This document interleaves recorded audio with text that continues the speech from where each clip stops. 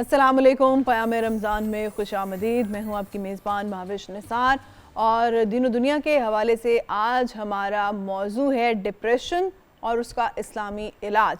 और डिप्रेशन का इस्लाम किस तरह से इलाज बताता है, इस्लामिकली क्या इसके ट्रीटमेंट्स हैं, राय साहब से जानेंगे। राय मंजूर नासिर साहब हमारे साथ मौजूद हैं, जिस तरह से तमाम रमज़ान में उन्होंने हमारी रहनुमाई की है इस्लामी मौज़ूआत पर, जो कि हमारी डेली बेसिस की ज़िंदगी से भी ताल्लुक़ रखते हैं। लेकिन ट्रांसमिशन का रोज़ाना की तरह आज बाकायदा आगाज़ करेंगे तिलावत कलाम पाक से, और ये सादत आज हासिल कर रहे हैं कारी शाबान कादरी साहब।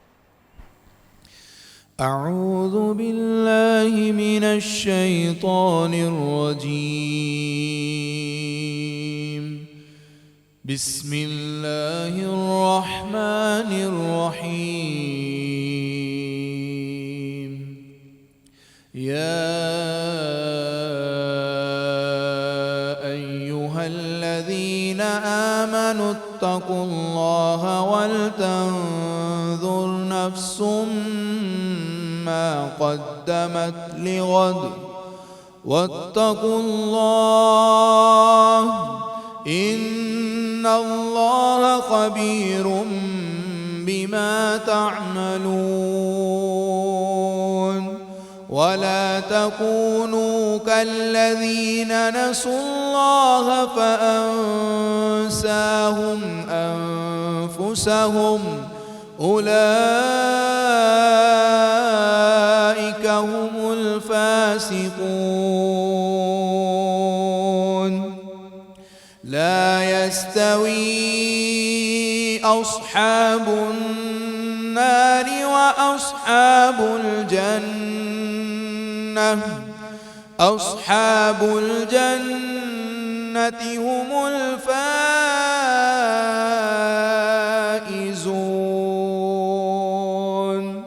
लौ अंज़लना हाज़ल क़ुरआन अला जबलिन लरअयतहु ख़ाशिअन मुतसद्दिअन मिन ख़श्यतिल्लाह वतिल्कल अम्सालु नज़रिबुहा लिन्नासि लअल्लहुम यतफ़क्करून। हुवल्लाहुल्लज़ी ला इलाहा इल्ला हु आलिमुल ग़ैबि वश्शहादति हुवर रहमानुर रहीम। हुवल्लाहुल्लज़ी ला इलाहा इल्ला हु अल-मलिकुल कुद्दूसुस सलामुल मुअ्मिनुल मुहैमिनुल अज़ीज़ अल-अज़ीज़ुल जब्बारुल मुतकब्बिर सुब्हानल्लाहि अम्मा युश्रिकून। हुवल्लाहुल ख़ालिक़ुल बारिउल मुसव्विरु लहुल अस्माउल हुस्ना युसब्बिहु लहु मा फिस समावाति वल अर्द वहुवल अज़ीज़ुल हकीम। सदक़ल्लाहुल अलियुल अज़ीम। जज़ाकल्लाह जी कारी शबान साहब, बहुत ही अच्छी आवाज़ रहता है, बहुत खूबसूरत आवाज़, उन्होंने बहुत अच्छे से तिलावत की। और जनाब बढ़ते हैं हदिया नात की जानिब। और आज नबी करीम सल्लल्लाहु अलैहि वसल्लम की खिदमत अक़दस में हदिया नात पेश करने जा रहे हैं यंग नात खान हैं तैयब चिश्ती, मोहम्मद तैयब चिश्ती हमारे साथ हैं। तो मैं उनसे कहूँगी कि नात का आगाज़ करें। जभी मैं जीखो संगे दर तुम्हारा या रसूल अल्लाह। जभी मेरी हो संगे दर तुम्हारा या रसूल अल्लाह। यही है एक जीने का सहारा या रसूल अल्लाह। यही है एक जीने का सहारा या रसूल अल्लाह।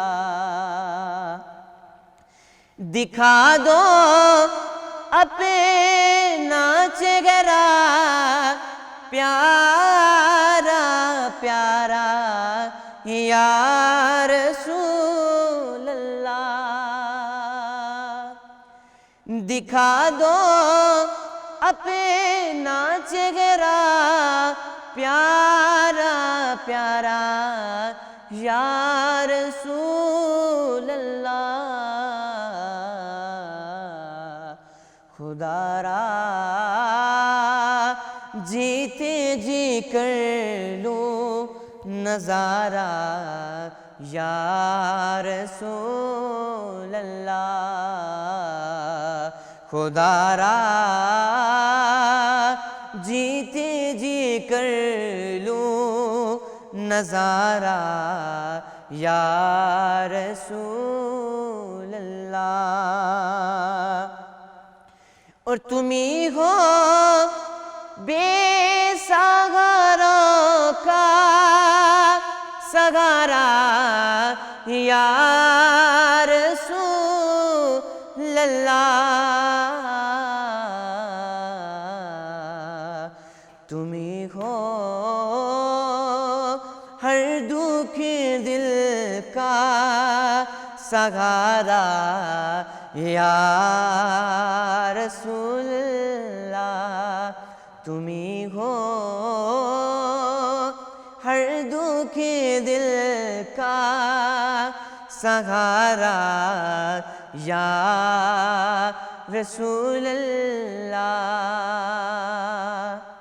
और ज़माना रूठ जाए छूट जाए कुछ नहीं परवाह। ज़माना रूठ जाए छूट जाए कुछ नहीं परवाह। न छूटे हाथ से दामन तुम्हारा या रसूल अल्लाह। न छूटे हाथ से दामन तुम्हारा या रसूल अल्लाह। जभी मैं जीहो संगदर तुम्हारा या रसूल अल्लाह। जज़ाकल्लाह जी, बहुत ही खूबसूरत तरीके से इस नात की अदायगी भी और आवाज़ भी बहुत अच्छी है, हालांकि इज़ वेरी यंग। तो जनाब अपने मौजू के जाने बढ़ेंगे कि डिप्रेशन और इसका इस्लाम ने क्या हल और इलाज दिया है, इस पर बात करेंगे राय साहब से इस छोटे से ब्रेक के बाद। साथ रहिए।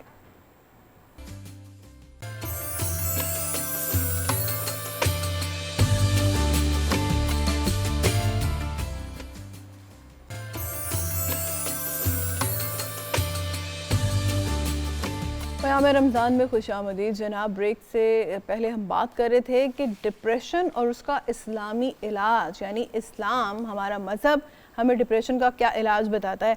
तो मुझे नहीं लगता राय साहब कि बहुत ज़्यादा लोगों को ये पता भी होगा कि हमारे मज़हब में भी इस चीज़ का इलाज मौजूद है। अच्छा, इसकी मैं आपसे दो चार चीज़ें इकट्ठी शेयर कर देती हूँ।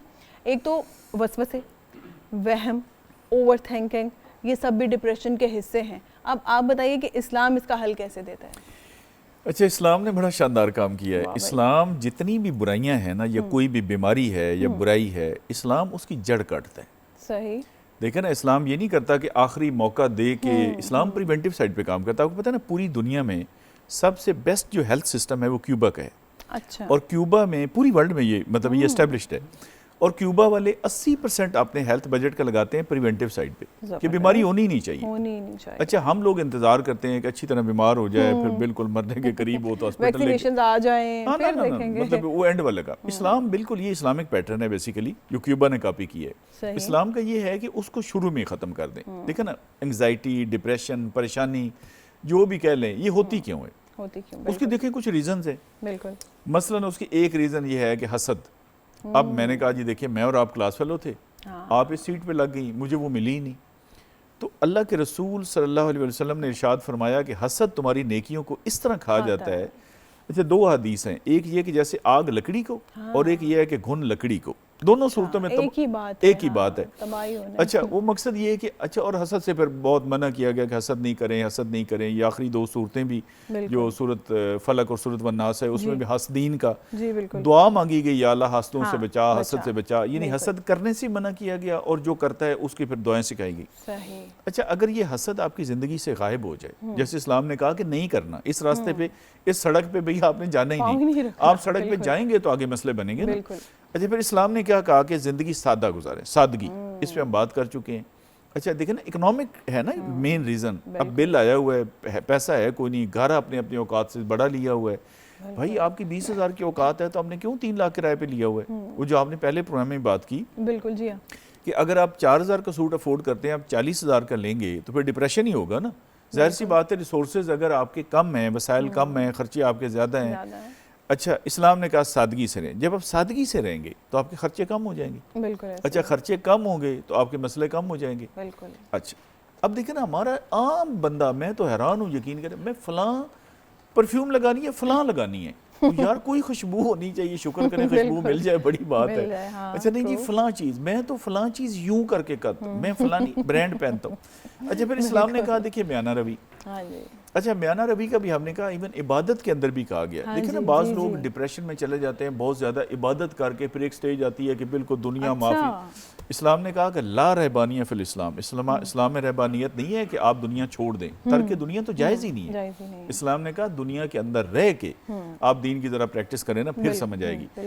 हज़रत सल्लम की दुआ देखें ना, रब्बा ना आते ना फिर दुनिया, बाद में आखिरत कहा, या अल्लाह मेरी दुनिया बेहतर कर दे और मेरी आखिरत भी बेहतर फरमा दे। तो कुरान में आता है ना, वला तंसा नसीबा का मिनत दुनिया, दुनिया से अपना हिस्सा लेना मत भूलो।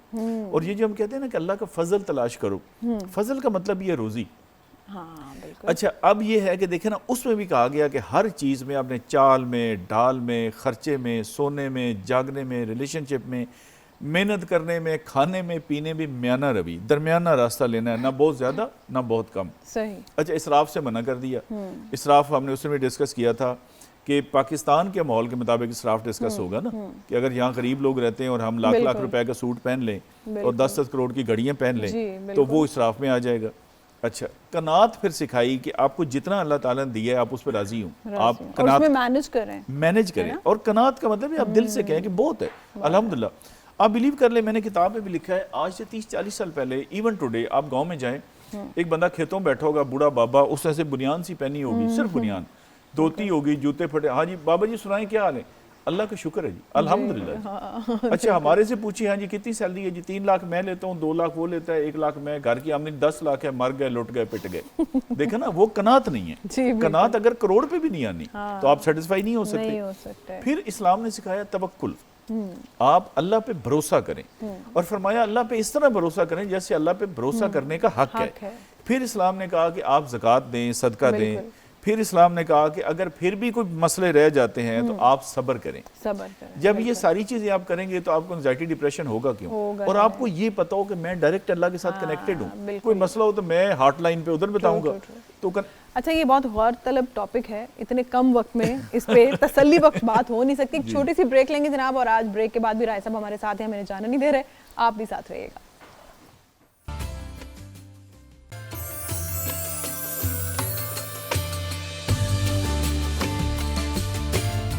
क़याम रमज़ान में खुश आमदीद। ब्रेक पे जाने से पहले बात हो रही थी डिप्रेशन और उसके इस्लामी इलाज के बारे में, और ब्रेक में हमारे गेस्ट भी हमें ज्वाइन कर चुके हैं और किचन में हमारी शेफ़ पहुंच चुकी हैं और वो अपना काम शुरू कर चुकी हैं। उनसे जानेंगे कि आज का मेन्यू क्या है।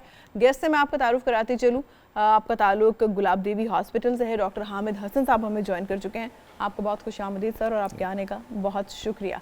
तो हम पहले अपने टॉपिक को आगे बढ़ाएंगे जो हम दीनों दुनिया के हवाले से बात कर रहे थे। फिर डॉक्टर साहब के पास चलेंगे, उनसे भी जानेंगे कि टीबी का मर्ज जो है उसका किस तरह से पाकिस्तान में इलाज हो रहा है, गुलाब देवी अस्पताल किस तरह से फैसिलिटेट कर रहा है और लोगों को फाइनेंशियली कितना उनके लिए ये अफोर्डेबल है। इन तमाम सवालों के जवाब हम डॉक्टर साहब से लेंगे। अभी हम राय साहब से बात करते हैं हमारे दीनों दुनिया के टॉपिक के हवाले से। अच्छा राय साहब, हम बात कर रहे थे डिप्रेशन के बारे में, और जैसे कि आपने बताया कि इस्लाम जो है वो किसी भी मसले के हल को इस तरह से वो करता है कि उसकी प्रिवेंशन पे काम करता है कि उसकी जड़ ही ख़त्म हो जाए, मसला हो ही नहीं। कि सारी बातें हम लोग जानते भी हैं, सुनते भी हैं कि क़नात अपनाएं, सादगी अपनाएं, मयाना रवि इख्तियार करें, लेकिन उसके बावजूद हम देखते हैं हमारी सोसाइटी में डे बाई डे डिप्रेशन का जो मर्जी कहना चाहिए या ये मसला कह लें वो बढ़ता चला जा रहा है। क्यों हम लोग इस तरफ नहीं आ पा रहे, इसको समझ नहीं पा रहे हैं कि इस्लाम ने तो इतनी सादा ज़िंदगी, इतने आसान हल दिए हैं चीज़ों के, और हम जा रहे हैं साइकेट्रिस्ट, साइकोलॉजिस्ट, और कुछ लोग तो खैर जाते भी नहीं हैं, वो अपने घर वालों के लिए भी मसला बने रहते हैं और उनके अपने लिए तो मसले हैं ही हैं। बिल्कुल ऐसे ही है। एक्चुअली देखिए ना, आपने कहा ना कि हमें पता है, पहले तो अगर हमें पता हो और पूरी तरह पता हो, वही ना, मतलब एक है ना कि देखिए ना, अब ये सूद के बारे में जो आयत आती है वो आम तौर पे होता है कि अल्लाह और अल्लाह के रसूल के खिलाफ ऐलान जंग करना। बिल्कुल बिल्कुल। उससे पहले एक आयत नंबर 275 है सूरत अल-बकरा की, वो ये है कि जिसने सूद लिया, सूद दिया, सूद पे गवाह बना, अच्छा। किसी तरह भी सूद का उसमें हुआ, इवन सूद का लिखा, कुरान में आता है कि अगर इस हुक्म आने के बाद फिर उसने अदा किया तो फिर वो जाएगा दोज़ख में, और वो हमेशा हमेशा दोज़ख में रहेगा। तो हमारा तो बैंकों का सारा सिस्टम ही ऐसे, मतलब वो मैं यही बता रहा हूँ ना कि हमें पूरा नहीं पता। देखिए ना, हम गाड़ी चेंज, मॉडल चेंज करने के लिए हम सूद पे पैसे ले लेते हैं। अगर ये पता हो कि ये काम करने से मैंने जाना है दोज़ख में, और देखें ये हदीस नहीं है कि आप उसे कहेंगे ये ज़ईफ़ है और ये मौजू है, ये कुरान की आयत है। पौने 300 नंबर आयत याद रख लें, किसी और सूरत में आई नहीं सूरत अल-बकरा के अलावा। अच्छा, उसका आखिरी हिस्सा मैंने आपको पढ़ के बता दिया, खुद पढ़ लें। अच्छा, वो हमें नहीं पता। पहले अगर हमें पता हो ना, देखे ना, मैं कुछ वो काम, अगर एक दवाई मैं खा रहा हूँ जिसका मुझे पता हो कि मेरे खुद ही नुकसानदेह है तो मैं नहीं खाऊंगा। अच्छा, एक जो हमने वजूहात डिस्कस की ना, और हमने कहा कि देखें अगर हम जिक्र पे आ जाएं, सादगी पे आ जाएं, म्याना रवि कर लें, असराफ से परहेज़ करें, कनात करें, तवक्ल करें, हलाल हराम का कहा, हसद से हमने बात शुरू की थी कि वो ना करें। अच्छा, अल्लाह की बगावत पे हम बात कर रहे थे। अल्लाह की बगावत ये है, देखिए एक है शराब पीना, शराब पीना गुनाह है। अगर कोई पीता भी है तो अल्लाह से माफ़ी मांगे कि या अल्लाह मुझे तौफीक अता फरमा। एक है कि उसकी आप एक टर्मिनोलॉजी गाड़ लें, और ये बड़े इंटेलेक्चुअल्स, अल्लाह माफ़ करे पाकिस्तान में भी, कि ये कुरान में तो हराम का लफ्ज़ इस्तेमाल नहीं हुआ, ये अल्लाह की बगावत है। अच्छा, कि आप उस गुनाह को जस्टिफाई भी करें, उसके पर असरात मुरतब होंगे ना। अच्छा, एक देखिए अल्लाह की रज़ा पे राज़ी न होना, यानी ये फैसला कौन करता है कि हम तीनों क्लास फेलोज थे, डॉक्टर साहब डॉक्टर बन गए, मैं इनका कंपाउंडर बन गया, आप कुछ किसी और दर्जे पे चली गई, ये फैसला मेरे अल्लाह ने किया ना। किसी का कद छोटा है, किसी का बड़ा है। मैं आपको एक जल्दी से वाकया सुनाता हूँ कि एक दफ़ा ना एक वो पठान था लड़का, तो मैं और वो ना 15 शाबान को, अच्छा मेरा जानने वाला उसी वक्त की मुलाकात उससे हुई, कहता है जी नफल पढ़ने चलते हैं। उसका जी नफलें पढ़ने चलते हैं। मैंने कहा जी चलते हैं। वो हम एक मस्जिद में चले गए। सही, बिल्कुल यंग लड़का, मैं भी कोई 20s में था, वो भी 20s में था, खूबसूरत गोरा चिट्टा जैसे पठान होते हैं। वो जब हमने ना मतलब वुजू करने के लिए कोट शूट उतारे, जैकटें शैकटें, तो उसने ना टांग, यहाँ से उसकी टांग कटी हुई थी, और उसने वो टांग उतार के रखी और वो एक टांग पे ऐसे अंदाजा करें गया वुजू खाने तक, तो ऐसे बैठे। मैंने कहा आपको देख के बड़ा अफसोस हुआ। कहता किस चीज का अफसोस हुआ? oh my God। अब सोचे 22 साल का लड़का। कहता है जी, मैंने कहा यार तुम्हारी टांग कट गई। तो कहता है जी मैं कराची में था, उधर फायरिंग हो रही थी और मुझे फायर लग गया और मेरी टांग कट गई। तो मैंने कहा बड़ा अफसोस हुआ। कहता मुझे तो कोई अफसोस नहीं। मैंने कहा आपको अपने टांग कटने का अफसोस नहीं है? कहता है मेरा अल्लाह मुझे बचा नहीं सकता था। अगर मेरा अल्लाह चाहता कि मेरी टांग सही रहे, वो फायर मुझे लग सकता था। कहता है इसका मतलब मेरा अल्लाह चाहता था कि मुझे फायर लगे, और मेरा अल्लाह चाहता था नहीं, अल्लाह की रजा तो थी ना उसमें। उसका देखे ना, उसका ईमान देखे ना। उसने कहा जी अगर मेरा अल्लाह इसमें राजी है ना तो मैं खुश हूँ। देखा ना, उस बंदे को एंग्जाइटी हो सकती है जो अल्लाह की रजा को मान ले। अच्छा, अगर नहीं मानेंगे तो आप करेंगे क्या? अगर दूसरा दरवाजा तो है नहीं कि चलें ये एक पार्टी नहीं सी तो दूसरी ज्वाइन कर लूंगा। बिल्कुल। एक मैं आज के प्रोग्राम के हवाले से वेरी क्विकली वालिदैन से भी मिन्नत अल्लाह करना है, हाथ जोड़ने हैं, बल्कि कि ये जो आपने बच्चों को अपने अब्बा जी बना लिया है ना, ये ना दीन में है ना दुनिया में है। ये डॉक्टर साहब भी बैठे हमसे बेहतर जानते हैं। आप कभी कभी बच्चों को नो भी करके देखिए। जी जी जी, देखिए ना, बच्चे को हमने कहा बेटा तुम टॉप करोगे, जो तुम कहोगे हाथ रखोगे हम तुम्हें लेके देंगे। उसने जिंदगी में नो सीखी नहीं है, जिंदगी में हारना नहीं सीखा। वो सेकंड आके भी रो रहा है। उसका दुनिया का सबसे महंगे वाला मोबाइल होगा, नहीं अमेरिका में एक मॉडल जरा से अगला आने वाला है, वो उस पर परेशान बैठा हुआ है। तो ये सारी चीजें अगर ये हम वालिदैन को भी सिखा दें और ये हम खुद भी इस पे अमल कर दें, जो मैंने बात की। अच्छा डॉक्टर साहब, टीबी के शोबे से आपका ताल्लुक है, मैं चाह रही हूँ उनसे भी हम उनकी भी राय लें इस पे कि अच्छा टीबी के पीछे जो उसकी रीजंस हैं, कॉजेज हैं, क्या वो स्ट्रेस भी है लोगों का, इस वजह से भी इस बीमारी में मुब्तला होना? टीबी हम सब जानते हैं कि जरसूमे की वजह से फैलती है। अच्छा। एक मरीज़ जिसमें के अंदर टीबी होगी, जब वो कफ करेगा या खांसेगा या सांस लेगा तो हवा में उसका जरासीम सस्पेंड होंगे या जी हाँ, या उसके इर्द गिर्द। अब जो कोई दूसरा शख्स उसको सांस लेके अपने फेफड़ों में ले जाएगा, उससे किसी तरह इन्फेक्ट हो जाएगा तो उसको टीबी होने का इम्कान है। ये इम्कान उन लोगों के लिए ज़्यादा होगा जिनकी क़ुव्वत मुदाफ़ियत किसी वजह से भी कम हो। जैसे एक शख्स को शुगर है, उसने शुगर का इलाज ठीक नहीं किया, किसी और को और बीमारी चल रही है, स्टीरॉइड्स ले रहे हैं। आपके पर्टिकुलर सवाल जो आपने खास किया था डिप्रेशन का, उसकी वजह से कोई इतना लो है, डाइट ठीक नहीं ले रहा, तो वो जल्दी इन्फेक्शन को ले लेगा। वरना फैलती ये बीमारी जो है ये जरसूमे के साथ ही है। इसलिए कहा यह जाता है कि जब तक एक टीबी का मरीज मौजूद है हम सब रिस्क पे हैं। और होता भी यही है कि जो एक शख्स है जिसको टीबी हो गई और उसका इलाज नहीं कर रहा, तो उससे वो 10 से 15 दूसरे लोगों को ये बीमारी लग जाती है।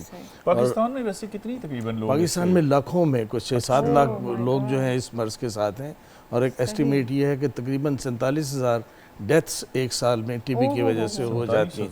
और ये जी, और ये सारी डेथ्स जो हैं ये 47 से मुझे याद आया 1947 में पाकिस्तान भी बना 47 में, तो क़ायद आज़म रहमतुल्लाह अलैह को भी यही बीमारी थी। क़ायद आज़म रहमतुल्लाह अलैह को भी ये बीमारी हुई थी, जो उनके डॉक्टर्स ने उस वक्त पब्लिसाइज नहीं। अगर वो पब्लिक में बता देते तो शायद पाकिस्तान का बनना इतना आसान ना होता। बिल्कुल सही। और इससे आपने ये बात की है तो मैं गुलाब देवी से, चूँकि आपने रेफरेंस दिया, तो अल्हम्दुलिल्लाह हमें ये एहसास हासिल है कि क़ायद आज़म रहमतुल्लाह अलैह ने एज़ बाबाए कौम गुलाब देवी का विज़िट किया था। हमें उनकी मेहमानी का, मेज़बानी का हमें ये एक सादत हासिल है।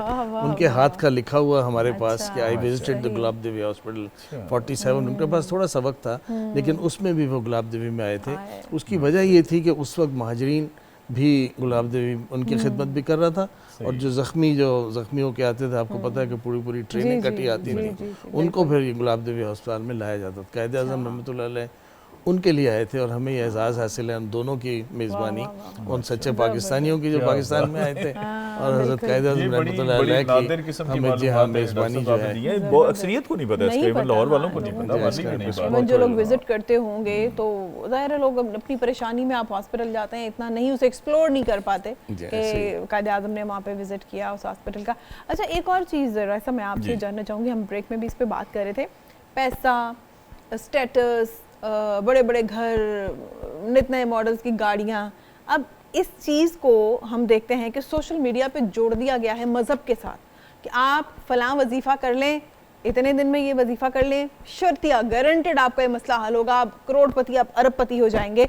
अल्लाह ने तो ये नहीं कहा कि आप ये वाला मेरा वजीफ़ा पढ़ें या ये नाम लें या ये आयत सूरत इतनी बार पढ़ें तो मैं पैसे के ढेर लगा दूंगा।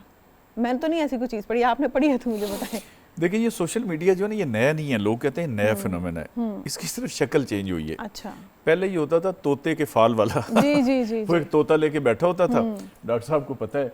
अच्छा, वो आपसे 2 रुपए, 4 रुपए, 5 रुपए, 10 रुपए लेता था और वो तोता एक फाल निकालता और वो हर की अच्छी निकलती है। सही। अच्छा, अब सवाल ये है तुम अपने लिए ना मेज बना सके एक छोटा सा, ना कुर्सी पे तुम्हें बैठना नसीब हो, थड़े में बैठते थे। अच्छा, इधर किसी ने उठा दिया, उधर उठा दिया, लेकिन आपको वो करोड़पति बनाया जा रहा है। ये जो कल्चर चल गया ना लाइक्स वाला, कि आप कोई भी झूठ बोलें। अच्छा, वो देखते हैं कि और तो कोई बिक नहीं रहा, तो वो मैं कहता हूँ कोई सनसनीखेज खबर फैला दी। अच्छा, अब सोचा कि ये भी कोई नहीं तो कोई ऐसी आयत तरीका, मतलब आप अंदाज़ा कर लें ना कि वो एक जगादरी साहब हैं कराची से, वो बता रहे थे मसलन ये कर लें कि जी इस पेंसिल को उठा के यूँ कर लें और यूँ कर लें, दोनों को यूँ इकट्ठा जोड़ दें, यूँ कर 3 दफ़ा करेंगे तो आपको इतने करोड़, तो भाई ये तू कर ले। और अगर ये कर लें 100-200 बंदे हायर करके तो पाकिस्तान का कर्जा उतर जाएगा। अच्छा, क्योंकि हमारा अपना मुताला है नहीं कुरान हदीस का, मैंने कहा लोग आपको ऐसे गारंटी करेंगे। हाँ। मैंने किताब बैन की थी as MD Punjab text book board, सही। वो किताब सिलेबस में पढ़ाई जाती थी, Oh my बच्चे God, हमारे पढ़ अच्छा। के आते थे, टीचर पढ़ाते थे और कई सही। सालों से। किताब में क्या लिखा होता कि अल्लाह ताला ने कुरान मजीद में इरशाद फरमाया, आगे इन्वर्टेड कॉमर्स में उसने तर्जमा दिया हुआ है और वो कुरान की आयत ही नहीं है। हाँ? देखा ना जी एग्जैक्टली। फिर वो किताब मैंने बैन की, 100 किताबें पता है मैंने बैन की थी। अच्छा ये मैंने ये काम किया तारीख में कि 100 किताबों पे ऐसी इल्मी किताबों पर पाबंदी लगा दी। देखिए जब हमें खुद कुरान हदीस का आइडिया नहीं होगा, फिर जो कोई कहेगा कि जी आप ये पढ़ लें तो आपके 700 साल की नमाजें माफ़ हो जाएंगी, जो वीडियो का हमने पहले बात की। अच्छा जी आपके ये रिस्क, लेकिन ये है वजीफे हैं कि रिस्क में बरकत हो जाती है, रिस्क के दरवाजे खुल जाते हैं, अल्लाह ताला कर्ज से निजात। लेकिन ऐसा नहीं है कि ये बटन दबाने से ये हो जाएगा और बटन से वो हो जाएगा। ये हमारी उसमें अपनी नाकिस वो है। और इंसान देखना ज़ईफुल इत्तिकाद है। ज़ईफुल इत्तिकाद वो तब होता है जब उधर उसका मामला कमज़ोर होता है। अल्लाह ताला के साथ अगर आप कनेक्टेड हैं तो आप किसी ऐसी बात में पढ़ेंगे ही नहीं। और आप खुद कुरान का मुतालिया करें। हर मुसलमान के घर में कुरान मौजूद है, कुरान और हदीस, कुरान हदीस दोनों नाम लें। और हदीस क्योंकि ये फिरका बड़ा चला हुआ है ना मुनकरीन हदीस का कि हमारे लिए कुरान ही काफ़ी है, तो उनको हम सिर्फ ये एक आखिरी बात करते हैं, कुरान पाक से। फिर आप देख लें नमाज की रखते हैं कितनी है और नमाज का तरीका है कुरान में तो है। हदीस ने बताया ना हमें, ये हदीस ने बताया। तो जनाब इस तरह की चीज़ों से बचें और कुरान पाक का मुतालिया करें, उसको समझें, उस पर अमल करें, तो आप ना सिर्फ डिप्रेशन से महफूज रहेंगे बल्कि ज़िंदगी की और भी बहुत से जो झंझट हैं, परेशानियां, उलझने, उनसे भी महफूज रहेंगे। राय साहब का हम शुक्रिया अदा करेंगे, आज उन्होंने हमें ज़्यादा वक्त दिया है। और एक छोटी सी ब्रेक पर जाएंगे, साथ रहिएगा। बहुत शुक्रिया।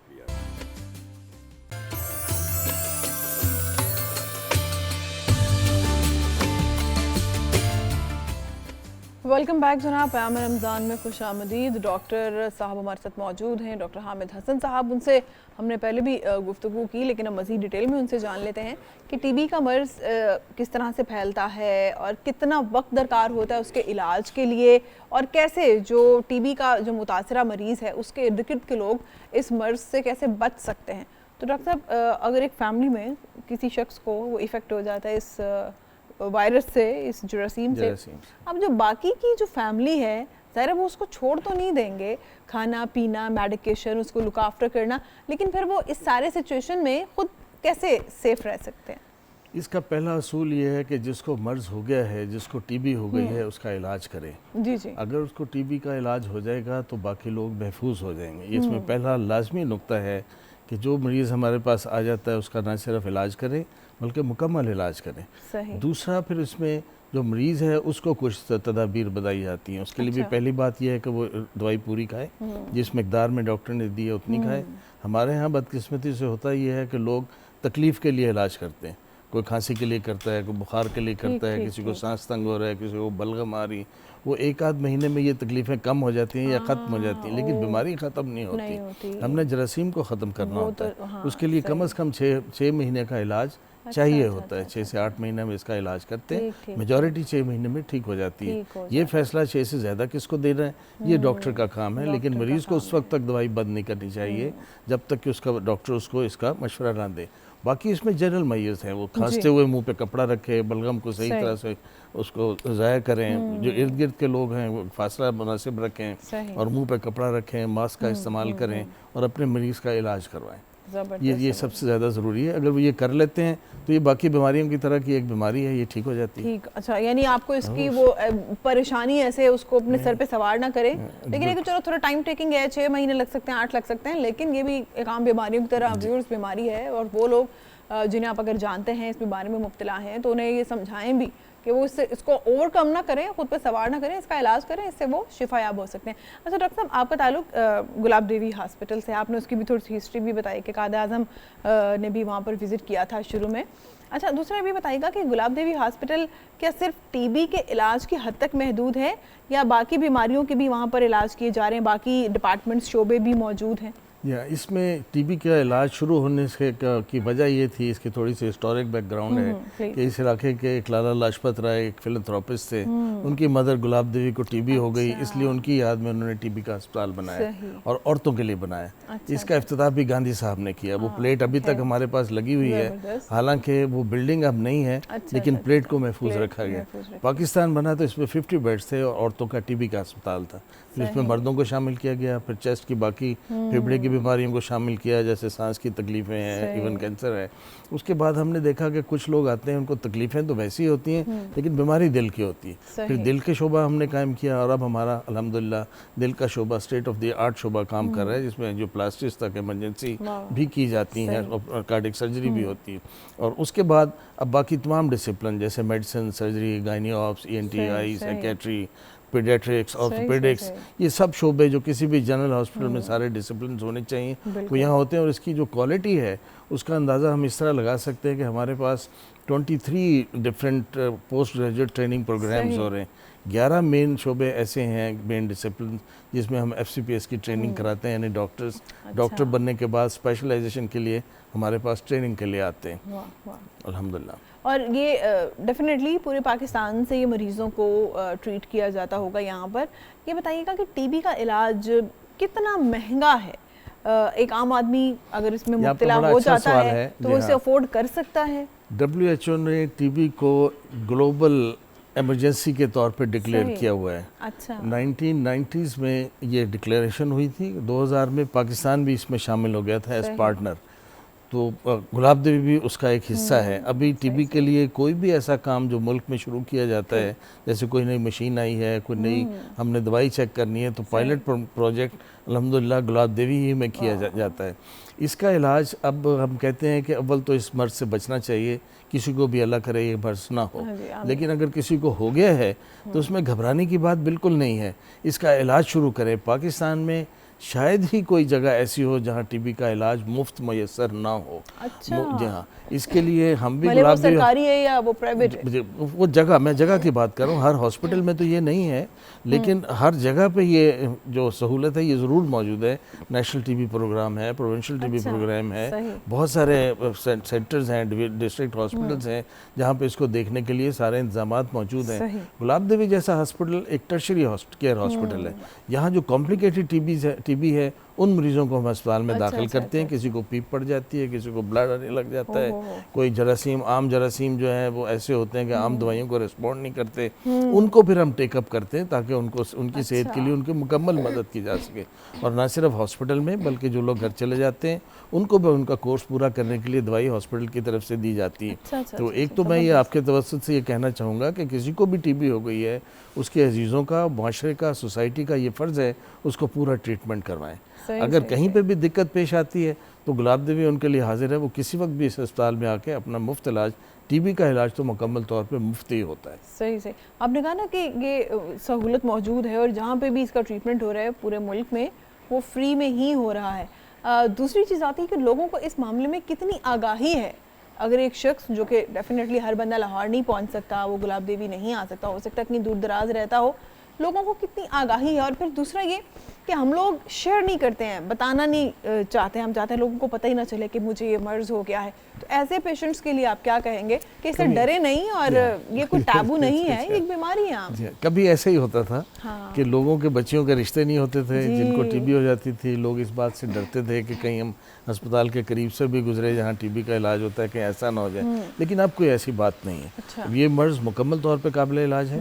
इसका अगर हम दवाई पूरी कर लेते हैं और उसी मिकदार में खा लेते हैं जिस मिकदार में कहा गया, तो 95% तो लाजमी ठीक हो जाते हैं। बाकी जो मरीज़ हैं उनमें प्रॉब्लम ये होता है कि लोग बेकायदगी से दवाई खाते हैं और इतनी देर उसको दवाई के बगैर रहते हैं कि फेफड़े के अंदर नुकसान पहुंच चुका होता है। फिर वो चीज़ें बाद में ट्रबल शूटिंग करती रहती हैं, कोई ना कोई तकलीफ़ देती रहती हैं।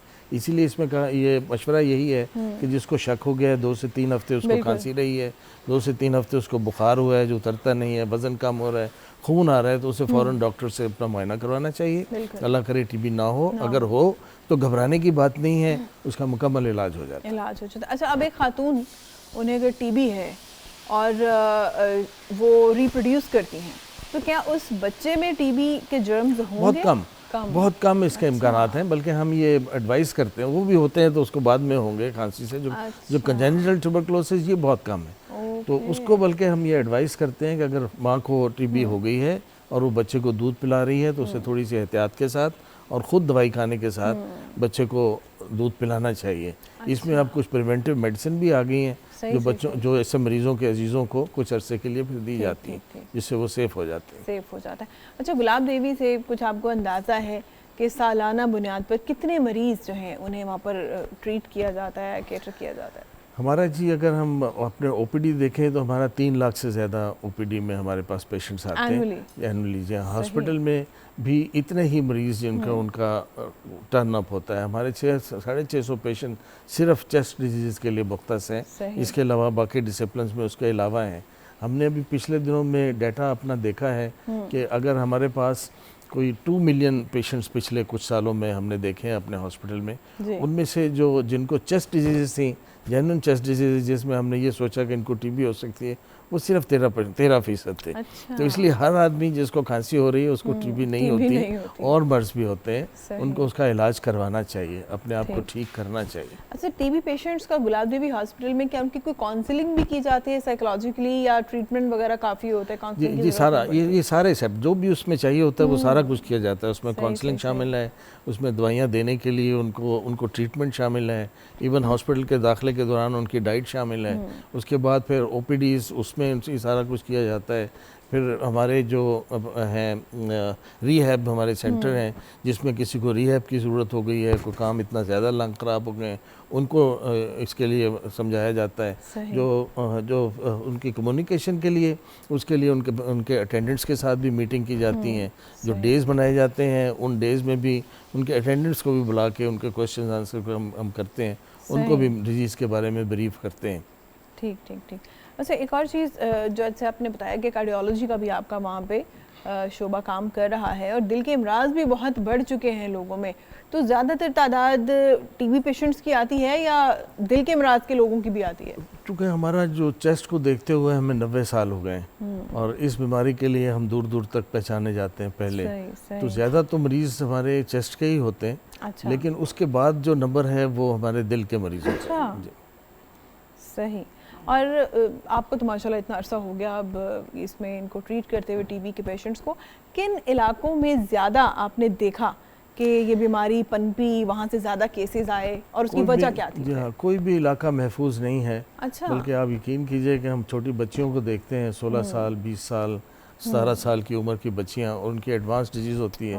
हमें लगता है कि शायद इनको एक्सेस नहीं थी। उनसे जब डिटेल पूछते हैं तो पता चलता है कि लाहौर के किसी मोहल्ले से आई हुई हैं। वो घर में रहती हैं, इतना एक्सरसाइज नहीं करती, इतना एग्जर्ट नहीं करती, छोटी मोटी काम होती रहती है, थोड़ा बुखार होता है, थोड़ी दवाई दे दी, काम चला दिया, हकीम से दवाई ले ली, कुछ और कर लिया, इतनी देर में उनके लंग डैमेज हो जाते हैं। तो कोई भी जगह, कोई भी इलाका हम नहीं कह सकते कि वहाँ ज़्यादा है, कहीं भी हम ये नहीं कह सकते कि नहीं है। ये सब जगहों पे तकरीबन ये बीमारी मौजूद है। इसको जिसको पता चल जाए जिनमें ये प्रॉब्लम्स हों, अच्छा, उसको अपने आप को इन्वेस्टिगेट क्या हो सकते हैं? इसमें जैसे आपने कहा खांसी, बुखार, बड़े तो सिंपल है, बहुत कॉमन, लेकिन 3 हफ्ते तक हो रही है और ठीक नहीं होती, उसके पास डायग्नोसिस नहीं है, अनडायग्नोस्ड है। बुखार 2-3 हफ्ते हो रहा है और डायग्नोसिस नहीं है। और खून का आना जो है ये भी उनमें से एक चीज़ है। अगर इनमें से कोई भी चीज़ है तो उसको लाजमी नहीं कि टीबी हो, लेकिन उसको अपना इलाज जेन्युइनली किसी मुस्तनद डॉक्टर से करवा लेना चाहिए। वो बड़े सिंपल से टेस्ट हैं जो टीबी को बताते हैं। में ब्लड आना तो ये तो खैर काफी लेटर स्टेज पे जाके होता है, किसी वक्त भी आ सकता है। अच्छा, ये तो ये नहीं कि कोई आप लेटर स्टेज पे पहुंचे हैं तो सही। और जैसे कैंसर का होता है, कैंसर तो पता ही नहीं चलता ना, काफ़ी लेटर जाके उसके पता डायग्नोज होता है कि जो समटाइम्स तो ये देखा गया है कि 4th स्टेज पे आके डायग्नोज हो रहा होता है। तो टीबी का के शुरू में डायग्नोज हो जाता है? टीबी का भी डायग्नोसिस इसी तरह है। अच्छा। जैसे मैंने बताया ना कि बाज़ बच्चियाँ जो हैं वो आती हैं, उनके फेफड़े गल जाते हैं। एक्चुअली लंग में अल्लाह ने करीम ने वो काफ़ी रखी हुई है, रिजर्व तो बहुत रखा हुआ है। एक आदमी जो 3 किलोमीटर स्विमिंग करता है या 40 किलोमीटर दौड़ता है, उसके पास भी ये 2 फेफड़े ही हैं जो हम सबके पास हैं। जो उससे थोड़ा काम ले रहा है उसको जल्दी पता नहीं चलेगा। तो ये इस चीज़ का इम्कान है कि बीमारी मिस हो जाए। अच्छा, बहुत शुक्रिया हामिद हसन साहब, डॉक्टर साहब हमारे साथ मौजूद थे और बहुत ही यूज़फुल उन्होंने टिप्स और एडवाइसेस दी हैं कि अगर आपको 3 हफ्ते से ज़्यादा खांसी बुखार और अगर सलाइवा में आपको ब्लड आ जाता है तो फौरी तौर पर अपना चेकअप करवाएं, क्योंकि ये टीबी के सिम्टम्स हो सकते हैं। और अगर टीबी पॉजिटिव है तो इसमें घबराने की कोई बात नहीं है, इसको अपने सर पे सवार करने की बात नहीं है। ये 100% ट्रीटेबल है और मैक्सिमम 6 से 8 महीने में आप इसे मुकम्मल तौर पे रिकवर कर जाते हैं। एक छोटी सी ब्रेक लेंगे, साथ रहिएगा। क़याम रमज़ान में खुश आमदीद जनाब। और अब बारी है मोस्ट वेटिंग सेगमेंट की, यानी मैं आपको लेकर जा रही हूँ हमारे लाइव किचन में, जहाँ पर मौजूद है हमारी शेफ़ महविश सितारा। अस्सलाम वालेकुम। वालेकुम सलाम, कैसी हैं आप? अल्हम्दुलिल्लाह, आप कैसी हैं? First class. और कैसा चल रहा है जनाब आपका किचन? आज आप मेरे मौजूदगी में भी कुछ पका रही हैं? जी, वरना जी, तो मेरे बिल्कुल। आने से पहले ही आप सब कुछ बना चुकी हो। वो एक्चुअली मैंने कहा कि थोड़े से इफ्तार को और मज़ीद एक्सटेंड किया जाए तो सबरोसों के मैं जो अच्छा। है चिकन समोसे उसको मैं फ्राई कर रही हूँ। ये मैंने बस अभी डाले हैं, ये 5 से 6 मिनट के अंदर ये फ्राई हो जाएंगे। सही। और सबरोसों के जो चिकन पकौड़ा है वो मैं फ्राई कर चुकी हूँ। ऑलराइट। और आपने लाइफ बॉय से हाथ भी धो लिए होंगे? जी बिल्कुल, मैंने लाइफ बॉय हैंड वॉश के साथ अच्छे से हैंड वॉश किए हैं और फिर ही मैं अपने किचन में आई हूँ और मैंने अपनी जो रेसिपीज़ हैं उनको बनाना शुरू किया है, क्योंकि ये मुझे देता है 100% जर्म से प्रोटेक्शन। और यकीनन आपने भी लाइफ बॉय से हैंड वॉश किए जनाब, ये तो हो ही नहीं सकता कि हम हैंड वॉश किए बगैर यहाँ पर आए। यहाँ पर आएँ या किचन में जाएं या कुछ खाएं और खाने के बाद भी हम लोग life boy hand wash use करें। बिल्कुल ऐसे ही है, क्योंकि आगे बिल्कुल। मेन्यू क्या है जनाब आज अच्छा का? ठीक है, साथ फटाफट मैं मेन्यू भी बता देती हूँ आपको। आज मैंने बनाए हैं चिकन चीज़ रोल्स हैं और उसी के साथ स्वीट में मैंने बनाई है जो रसगुल्ला है। अच्छा। और उसके साथ साथ सबरोसों के मैं चिकन समोसा जो हैं इनको मैं फ्राई कर रही हूँ और जो चिकन पकौड़ा है मैं फ्राई कर चुकी हूँ। और इसी के साथ साथ जो कनौर के नूडल्स हैं वो मैंने सूपी नूडल्स बना लिए हैं, जो मेरे किचन में मुझे वेजिटेबल्स अवेलेबल थी उसके साथ। तो सबसे पहले जो मैंने बनाए हैं वो है चिकन चीज़ रोल। इसमें मैंने लिया है चिकन उबला हुआ 2 कप, नमक है 1 खाने का चम्मच, काली मिर्च है 1 चाय का चम्मच, मिर्च पिसी हुई है जिसको कुटी हुई मिर्च कहते हैं तकरीबन 1 चाय का चम्मच, मोज़रेला चीज़ है 10 स्लाइस, चेडर चीज़ है 10 स्लाइस, रोल पट्टी है 1 पैकेट। और उसी के साथ हमने लिया है कश्मीर कुकिंग ऑयल फ्राई के लिए शिमला मिर्च मैंने इसमें यूज़ की है 2 अदद, उसको आपने स्लाइसिस में कट कर लेना है। प्याज लिए हैं 2 अदद, मैदा लिया है 4 खाने के चम्मच और मक्खन लिया है 3 खाने के चम्मच। इसकी रेसिपीज़ भी बहुत आसान है। आपने सबसे पहले पैन में जो मैदा है और बटर है इसको अच्छे से फ्राई कर लेना है। उसी के साथ आपने जो उबला हुआ चिकन है उसको ऐड करना है, सारी वेजिटेबल्स ऐड करनी है और चीज़ लास्ट में डाल के इसको अच्छे से मिक्स करना है। और उसके बाद आपने जो रोल पट्टी है उसके अंदर आपने 1-1 टेबल स्पून डाल के अच्छे से रोल करना है और मैदे की लई बना के उसको बंद कर देना है, अच्छे से बिल्कुल बाइंड कर देना है। और हमने इसको फ्राई किया है कश्मीर कुकिंग ऑयल के अंदर और हमारे जो चिकन चीज़ रोल हैं वो बिल्कुल रेडी हैं। सेकंड हमारी जो रेसिपी है वो है रसगुल्ले। इसमें मैंने लिया है दूध, आपने फ्रेश दूध लेना है 1 लीटर।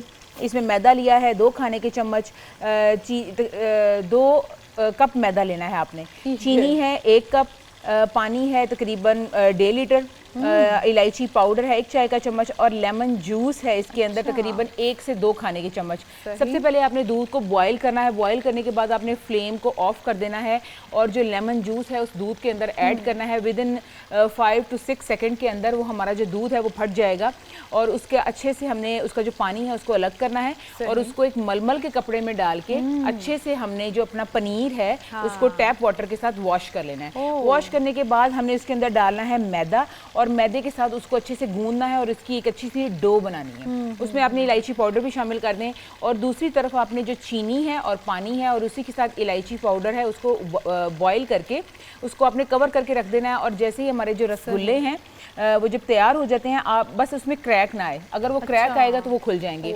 आपने सारे रसगुल्लों को पानी में डालना है, जो चीनी वाला पानी है उसमें अच्छे से शीरा, जी बिल्कुल, उसको अच्छे से आपने कुक करना है। कुक करने के बाद 10 मिनट के लिए आपने कवर करके रखना है और मैंने इसको डिश आउट कर लिया है। वाह वाह वाह, जबरदस्त। तो हमारे जो स्वीट में जो रसगुल्ले हैं वो भी रेडी हैं और उसी के साथ साथ मैंने बनाए हैं कनौर के चटपटा सूपी नूडल्स जो कि है झटपट तैयार होने वाले हैं, बच्चों के फेवरेट भी। बेशक। और दूसरा ये है जो बेवक्त भूख का मैजिकल सोल्यूशन जो है वो है कनौर के चटपटा नूडल्स।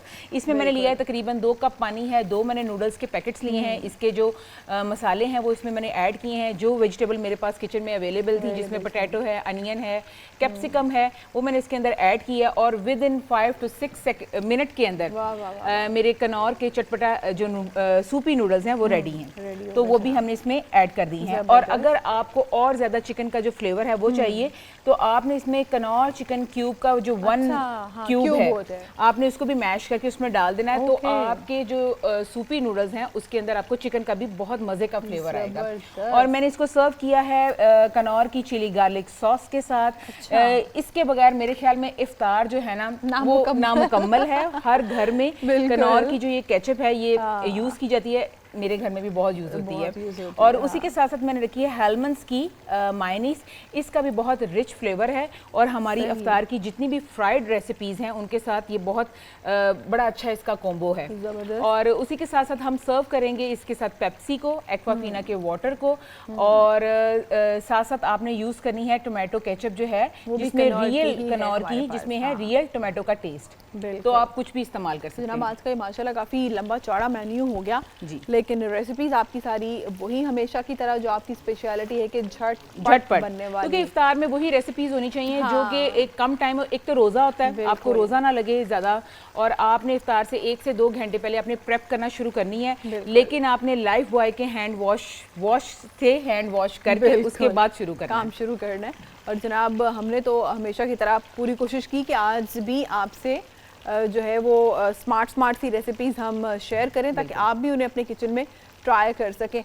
तो मेविश अभी समोसों में मुझे लगता है कुछ टाइम बिल्कुल, समोसों में तकरीबन मैंने जस्ट अभी ही डाले हैं, इसको तकरीबन 4 से 5 मिनट लगते हैं। सबरोसों की जो क्वालिटी है सिर्फ 4 से 5 मिनट के अंदर आपकी जो मज़ेदार किस्म की जो रेसिपी, और हम तो आपसे फरमाइशें करके भी सबरोसों की चीज़ें यहाँ पे भाई बनवाते रहे, स्पेशली सबरोसों की जो कचौरियाँ हैं वो इतनी ज़बरदस्त और इतनी लाइट थी। उनकी अच्छी बात थी कि वो बहुत लाइट, तो लाइट बहुत थी, ऊपर से बहुत क्रिस्पी थी। और सबरोसों की जो कचौरियाँ हैं इससे पहले फ्रोजन जितनी भी ब्रांड्स हैं उसमें जो सबसे पहले इंट्रोड्यूस करवाई है वो सबरोसों ने चिकन कचौरी इंट्रोड्यूस करवाई। बिल्कुल। तो जनाब हमने आज का मेन्यू भी आपसे शेयर किया, रेसिपीज़ भी शेयर की। उम्मीद है कि आप इन्हें अपने किचन में ट्राई करते होंगे, क्योंकि हमारी कोशिश होती है कि कम वक्त में बनने वाली एक कंप्लीट मील आपसे हम शेयर करें ताकि रोज़े में आपको भी ज़्यादा थकावट ना हो, किचन में ज़्यादा टाइम भी ना देना पड़े और आपका इफ्तार टेबल भी मुकम्मल तौर पे ज़बरदस्त किस्म का तैयार हो जाए। तो हमें जनाब इजाज़त दीजिए, अपना ख्याल रखिएगा, खुदा हाफिज़। अल्लाह।